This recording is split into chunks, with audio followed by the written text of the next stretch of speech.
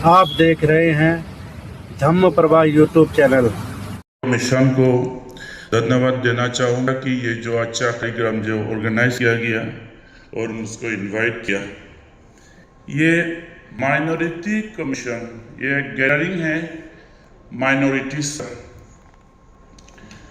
Minorities ऐसा एक most beautiful चीज़ें हैं जो कि भिन्न भिन्न प्रकार के लोग एक साथ रहना, एक साथ मिलजुल कर रहना, ये बहुत दुनिया का सबसे बड़ा मोस्ट ब्यूटीफुल थिंग्स है, मैं मानता हूँ। जैसे कि कोई फूल का बागान, फूल का गार्डन जैसे कि सजाया हुआ है, जो फूल का सिर्फ एक प्रकार का फूल होने से इतना सुंदर नहीं लगता है। भिन्न भिन्न कलर के फ्लावर, व्हाइट, सफेद, भिन्न भिन्न प्रकार के फूल इकट्ठा हो गए। अभी जो इससे जो सजाया गया या गार्डन में भी फूल का बगान में आप लोग जाएंगे, जितना भिन्न भिन्न प्रकार के फूल होंगे उतना ही सुंदरता। इसलिए हम मानते हैं कि living together is the most beautiful thing in this world. हम लोग हिंदू हो सकते हैं, बुद्धिस्ट हो सकते हैं, जैन हो सकते हैं, क्रिश्चियन हो सकते हैं, सिख हो सकते हैं और पारसी ईसाई हो सकते हैं, लेकिन एक साथ जब हम अहिंसा के साथ, प्रेम के साथ रहेंगे तो और ज़्यादा सुंदर लगता है। तो मैं एक बुद्धिस्ट मंक हूँ और बुद्ध क्या है, बुद्धिस्ट कहाँ से आया? भगवान बुद्ध को फॉलो करने वाला अनुयायी तो इसको बुद्धिस्ट कहा गया। और बीइंग एन इंडियन, जो आदमी अभी तक बुद्ध का ही नहीं पहचाना, बुद्ध के बारे में ही नहीं जाना और दुनिया में किसी के बारे में अभी तक नहीं सुना, नहीं जाना अभी तक। भगवान बुद्ध इसी भारत पावन धरती माँ का पुत्र है, महान पुत्र है, जिन्होंने अहिंसा का मार्ग दिखाया, सबको अहिंसा का रास्ते में चलने के लिए सारी जिंदगी प्रेरित किया। अभी what is Buddhism, who is Buddha, who is Buddha पहचानने के लिए बुद्धा क्या सिखाया उसको जानना जरूरी है। यो बुद्धं पश्यति सो धम्मं पश्यति, यो धम्मं पश्यति सो बुद्धं पश्यति। भगवान बुद्ध का बताए हुए मार्ग को जो जानता है वही असली बुद्ध को जानता है, और बुद्ध को जो जानता है वो जरूर उसका धर्म को, शिक्षा को जानता है। तो इसलिए उसके शिक्षा के बारे में बुद्ध क्या है? बुद्ध ऐसा एक व्यक्ति जिसका उद्देश्य ये है कि सब पापस्सा अखरणं कुशलस्य उपसंपदा सचित्त पर्यदपनम् एहं बुद्धं शरणं। भगवान बुद्ध का यही शिक्षा है कि सब पापस्सा अखरणं, पाप का जितना भी पाप है, सब पाप जितना पाप कर्म है, इससे दूर रहो। जो काम, जो बोली, जो मन में जो हम लोग बैड थिंग्स के बारे में सोचते हैं, नैरोली नेगेटिवली सोचते हैं, करते हैं या बोलते हैं, इससे दूर रहना। जो काम करने से पड़े को चोट पहुंचता है, दुख पहुंचता है, इससे दूर रहो। ऐसा बातें बोलना भी नहीं, ऐसा काम करना भी नहीं, ऐसा सोच मन में जगना भी नहीं। सब पापस्सा कुशल उपसंपदा टू कल्टिवेट होलसम डीड्स, मतलब ऐसा काम करो, ऐसा सेवा करो जो करने का बाद किसी का भला हो रहा है, किसी का मंगल हो रहा है, सुख हो रहा है, शांति हो रहा है, ऐसा ही काम बातों से हो, वर्बली हो, फिजिकली हो, मेंटली हो, इसको ही करना। सचित्त पर्यदपनम् एतं बुद्धं शरणं। लेकिन उसके लिए क्या होगा? अपना चित्त को, अपना मन को निर्मल रखना, परिपूर्ण प्योर रखना। This is the teaching of the Buddha. कोई जैन हो सकता है, कोई क्रिश्चियन हो सकता है, बुद्धिस्ट हो सकता है, हिंदू हो सकता है, कोई भी धर्म का मुस्लिम हो सकता है। लेकिन जब तक अपना मन को negativity, greed, anger, ill will, इस डिफाइलमेंट से अपने मन को शुद्ध नहीं कर पाएगा, प्यूरिफाई नहीं कर पाएगा, जैन होते हुए भी वो शांति से नहीं रह सकेगा, बुद्धिस्ट होते हुए भी वो शांति से नहीं रह सकेगा। कोई भी धर्म का आदमी हो, वो शांति का जीवन जी नहीं पाएगा, क्योंकि उसका मन डिफाइलमेंट से, गंदगी से भरा हुआ है। इसलिए सचित्त पर्यदपनम्, ये जो जिंदगी आपको मिला है, इसको शांति से जीने के लिए सबसे पहले अपने चित्त को निर्मल करना, परिशुद्ध करना जरूरी है। ये भगवान बुद्ध का शिक्षा है। तो इसलिए शायद हमारे आदरणीय प्रधानमंत्री कई बार विदेश में जाके या बड़ा बड़ा फंक्शन में गर्व से बोलता है कि भारत दुनिया को बुद्ध दिया है, युद्ध नहीं, शांति का मार्ग दिया है, युद्ध नहीं। इसलिए भगवान बुद्ध का अनुयायी प्राउड इंडियन है हम लोग। और टाइम तो बहुत कम है, मैं मेन पॉइंट जाता हूँ। मैं एक मिजोरम से भिक्षु हूँ, बुद्धिस्ट मॉन्क। जो बुद्धिस्ट मतलब बुद्धिस्ट कल्चर मतलब इंडियन कल्चर मतलब बुद्धिस्ट कल्चर। मैं चकमा समुदाय से आता हूँ मिजोरम में। चकमा लोग खास करके मिजोरम, त्रिपुरा, असम और अरुणाचल में रहते हैं। और इन लोग हमेशा से प्राउड इंडियन, भारत के साथ जीने वाला, मरने वाला, सुख से रहने वाला, हमेशा भारत से इन लोग मतलब वफादारी के साथ जीने वाला, अपना काम करके प्राउड इंडियन होके जीने वाला चकमा है। तो मिजोरम, जब मैं मिजोरम से आता हूँ तो मिजोरम के बारे में कुछ बोलना मेरा जरूरी मैं समझता हूँ कि धम्मो शरणं परं एतेन सच्चवज्जेन होतु ते मंगलम्। नत्थि मे शरणं संघो मे शरणं परं एतेन सच्चवज्जेन होतु ते जय मंगलम्। महाकारुणिक तथागत गौतम बुद्ध मंच पर उपस्थित पवित्र भिक्षु संघ, सभी श्रद्धावान उपासक उपासिकाएं, आज बड़ा ही पावन अवसर है कि हमारे प्रिय उपासक श्रद्धेय चंद्रसेन जी के द्वारा निर्मित बुद्ध भूमि चंपारण नामक एक पुस्तिका का विमोचन हुआ। ऐसे अवसर पर मुझे भी इस कार्य में भाग लेने का पावन अवसर मिला है। इसके लिए मैं चंद्रसेन जी और उनके प्रिय साथी जयवीर सिंह जी और उनके सभी मित्रों के प्रति अनन्य मंगल कामना करता हूँ कि तथागत की अनुकंपा से अपने जीवन में स्वस्थ और निरोग रहे और अपने धर्म कारवा को आगे बढ़ाते रहे।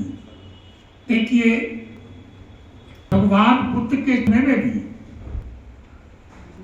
ऐसे ही लोग थे, क्योंकि बुद्ध ने ऐसे लोगों को तैयार किया जिन्हें वेद से संबंधित जानकारी अर्जित कराई, वो विनय कहाए गए, जिन्हें सूत्र पिटक के बारे में बताया गया, वो सूत्रधर कहे, जिन्हें अभिधम्म के बारे में बताया गया तो वो अभिधम्म से संबंधित जानकारी वही त्रिपिटक के नाम से जानी गई। ऐसे ही आज चंद्रसेन जी और विजयवीर सिंह जो अपना प्रयास कर रहे हैं, वह भी उन्हीं की तरह है, क्योंकि जो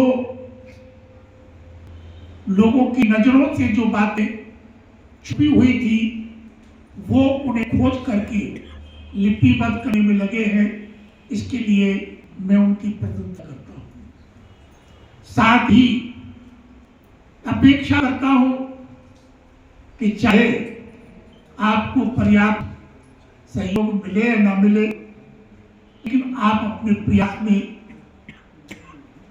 प्रयास को जारी रखें, क्योंकि जो शुद्ध मन से, पवित्र मन से प्रयास करता है तो सफलता उसे मिल ही जाती है। देखिए, भगवान के समय की एक घटना है। भगवान जब श्रावस्ती में रहते थे, उसी श्रावस्ती के जो महाराज थे, राजा थे, महाराज प्रसेन, उनके ही राज्य में एक हाथी रहा करता था, जिस पर महाराजा प्रसेनजीत युद्ध में उसका उपयोग करते थे, जिस हाथी का नाम था पाइक का। जब वो बुढ़ा हो गया तो राजा ने पाइक का को सेवा से निवृत्त कर दिया और उसका जो महावत था उसको भी सेवा निवृत्त कर दिया। तो पाइक का हाथी अन्य हाथियों के साथ मिलकर के तालाब में पानी पीने के लिए प्रतिदिन जाता था। एक दिन ऐसा हुआ, जिस तालाब के अंदर पाइप का प्रतिदिन पानी पीने के लिए जाता था, उसी तालाब में पाइप का दलदल में फंस गया और उस दलदल से निकलने का जितना प्रयास करे उतना और वो अंदर धंसता जा रहा। वहां उपस्थित जितने भी महावत थे बड़े चिंतित होने लगे कि इतना बलशाली हाथी आज ऐसी जगह पर आकर फंस गया। और जब ऐसी स्थिति बनी तो महाराजा प्रसेनजीत भी उसकी निगरानी करने के लिए वहां उपस्थित हुए, क्योंकि पाइक का बड़ा यश था कि जब भी महाराज प्रसेनजीत पाइक का पर सवार होते थे तो समझ लिया जाता था कि अब महाराजा प्रसेनजीत की ही विजय हुई। महाराज प्रसेनजीत वहां उपस्थित हुए, देखा पाइक का दलदल में फंसा हुआ।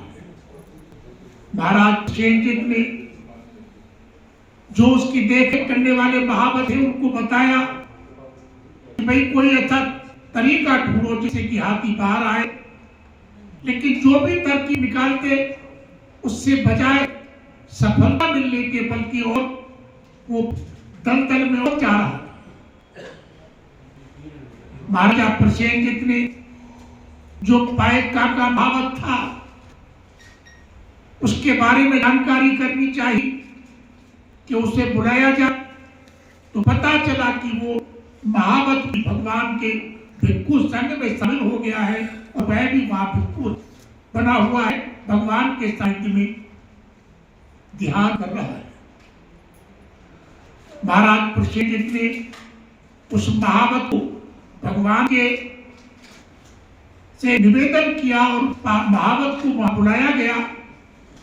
और महावत जब वहां आया और देखा तो पाइप का दलदल में फंसा हुआ है, तो वो महावत उस पाइप का को देख कर हंसने लगा। और जब हंसने लगा तो वहां पर जितने लोग खड़े थे उन्हें बहुत बुरा लगा, यहां तक कि महाराजा प्रसेनजीत को बुरा लगा कि पाइप का दलदल में फंसा हुआ है और ये हंस रहा है। लेकिन जब ये पूछा गया तो महावत कहने लगा कि वो पाइप का जिसने अनेकों युद्ध जीते हो उसके ताकत का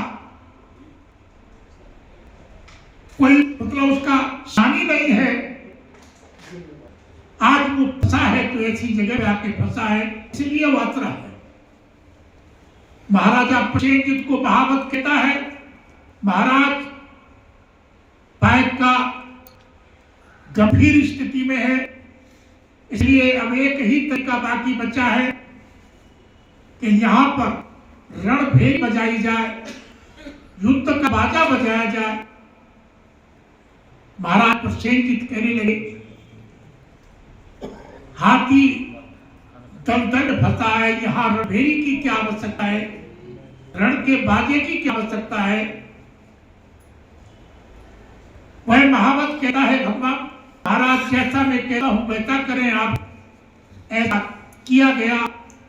रणभेरी बजी, युद्ध का बजा बजा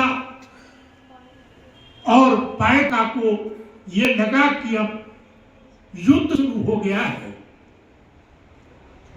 तो पायका ने ऐसी फुरफुरी ली, उसके शरीर में ऐसा उत्तेजना पैदा हुई कि वो ऐसे निकल के बाहर आ गया जैसे कि दलदल में ही नहीं फंसा था। सारे लोगों को बड़ी प्रसन्नता हुई कि पायका दलदल से निकल के बाहर आ गया। ऐसे ही आज चंद्रसेन बोस जी, विजय सिंह जैसे और भी को बहुत सारे लोग हैं जो तथागत की वो करुणामयी वाणी को, जो सदियों से इस जमीन दोछक हो गई थी, उनको निकाल करके वो समाज के सामने प्रस्तुत कर रहे हैं, जिससे कि हमारा ये समाज सोया हुआ है, अनभिज्ञ है। उनके सामने ये स्थितियां, वो घटनाएं जब जाएंगी तो उनके मन में भी वो फुरफुरी आएगी जैसे पायका के हत्थे में आई कि रण की भेड़ बच चुकी है। ऐसे ही उनके मन में भी ये बात पैदा होगी कि बुद्ध के धर्म की रणभेरी बच चुकी है, और वो भी इससे प्रेरित होकर के उसमें मतलब उनके साथ देंगे। मैं प्रशंसा करता हूं चंद्रसेन बोस जी और विजय सिंह और उनके बहुत सारे साथी हैं जो काम कर रहे हैं कि आप अपना प्रयास जारी रखिए, करते रहिए, क्योंकि सभी लोग युद्ध नहीं करते हैं। युद्ध करने वाले कुछ ही लोग होते हैं, लेकिन ना सबका होता है। तो मैं एक छोटी सी बात कह करके अपनी बात समाप्त करूंगा। कहते हैं सफलता कदम चूमेगी, सफलता कदम चूमेगी, सफागर नियत है तेरी। मिशन से भीम के प्यारे जो सच्ची प्रीत है तेरी। गए कोई मैदान में चढ़े जो गजबात के ऊपर, इरादा तोड़ मत प्रेमी, एक दिन जीत है तेरी। एक दिन सफलता आपको जरूर मिलेगी, आपको देश में सफल जरूर हो जाएंगे। तो मैं इन्हीं सबों के साथ आशा करता हूँ कि वह जी आप अपना प्रयास जारी रखिएगा, आप सबका मंगल हो, सुखी रहे और धर्म का आचरण करते हुए अपने जीवन को सार्थक बनाइए। धन्यवाद। बड़े